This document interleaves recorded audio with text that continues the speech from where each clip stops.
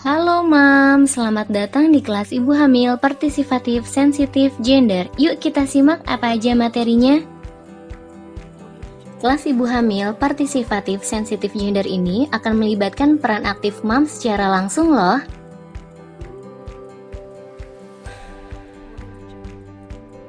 Apa sih sebenarnya kelas Ibu Hamil Partisipatif Sensitif Gender itu? Yuk kita simak. Kelas Ibu Hamil Partisipatif Sensitif Gender adalah kelompok belajar ibu hamil dengan umur kehamilan antara 4 sampai dengan 36 minggu. Fokus pada kelas ini adalah menghargai hak perempuan, melibatkan perempuan dalam mengambil keputusan terhadap perawatan kehamilan, kesiapan ibu dan keluarga, serta pencegahan komplikasi. Lalu tujuannya untuk apa ya kelas Ibu Hamil Partisipatif Sensitif Gender itu?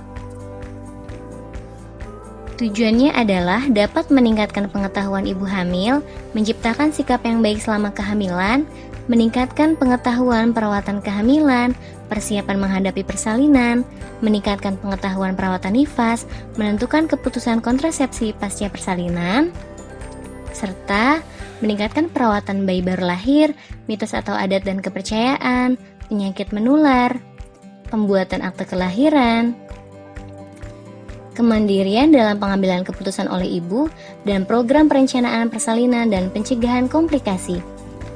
Tujuan utama kelas ibu hamil partisipatif sensitif gender adalah meningkatkan kemandirian ibu dalam mengambil keputusan dan diharapkan ibu dapat mengambil keputusan yang terbaik untuk kesehatan reproduksinya.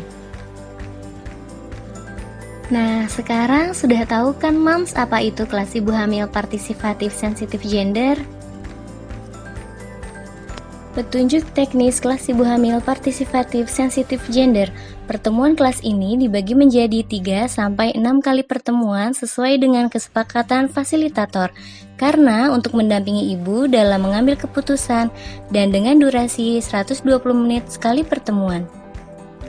Pada kesempatan kali ini, kita akan membahas mengenai sensitif gender. Gender berkaitan dengan peran dan tanggung jawab antara perempuan dan laki-laki. Gender dibangun dari proses sosial dan dapat diubah. Perbedaan seks dan gender adalah, kalau seks kita telah memilikinya sejak lahir. Contohnya, yang dapat melahirkan ialah perempuan, sedangkan laki-laki tidak dapat melahirkan. Sementara gender adalah perbedaan peran, kedudukan, dan tanggung jawab antara laki-laki dan perempuan. Contoh kesetaraan gender, laki-laki dan perempuan setara dalam mengakses informasi, mendapat manfaat yang sama dalam pelayanan kesehatan, pendidikan, serta bebas dalam berpendapat. Begitu pula dalam rumah tangga yang biasanya pengambilan keputusan didominasi oleh suami. Nah, untuk menerapkan kesetaraan gender, Mams juga berhak dilibatkan dalam pengambilan keputusan loh. Kesetaraan dan keadilan gender. Mams harus tahu ya bahwa laki-laki atau suami dan perempuan atau istri memiliki hak yang sama dalam pengambilan keputusan yang terbaik untuk kesehatan reproduksinya. Dalam proses kehamilan, persalinan, dan nifas, Mams juga berhak untuk menentukan keputusan yang akan Mams ambil. Tapi alangkah lebih baiknya suami diikut sertakan untuk pengambilan keputusan agar semua proses dapat berjalan dengan lancar dan penuh kebahagiaan. Karena sejatinya proses kehamilan itu berdua loh Mams dengan suami, bukan hanya Mams sendiri. Agar pengambilan keputusan dapat berjalan dengan lancar, maka diadakanlah program P4K.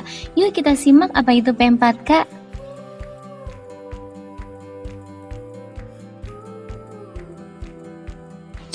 P4K adalah suatu pelaksanaan program perencanaan, persalinan, dan pencegahan komplikasi. Dalam program ini, Moms dapat memilih di mana tempat persalinan sampai kendaraan yang akan Moms pilih. Dalam stiker P4K terdapat beberapa pertanyaan yang harus diisi. Nah, ini dia nih stiker P4K-nya yang harus Moms isi. Setelah diisi, jangan lupa untuk ditempel di rumah karena agar orang-orang sekitar mengetahui kehamilan Moms dan dapat siap siaga membantu Moms nantinya.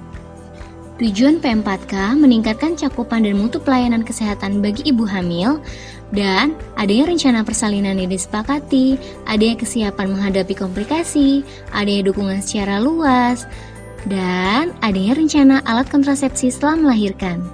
Sampai di sini dulu ya Mams. Semoga video ini dapat bermanfaat. Selamat menjalani proses kehamilan, Mams. Dan semoga selama proses kehamilan sampai persalinan dapat berjalan dengan lancar, penuh cinta, dan penuh kebahagiaan. Sampai jumpa. Terima kasih kepada Poltekkes Kemenkes Jakarta 3 dan Poltekkes Tanjung Pinang.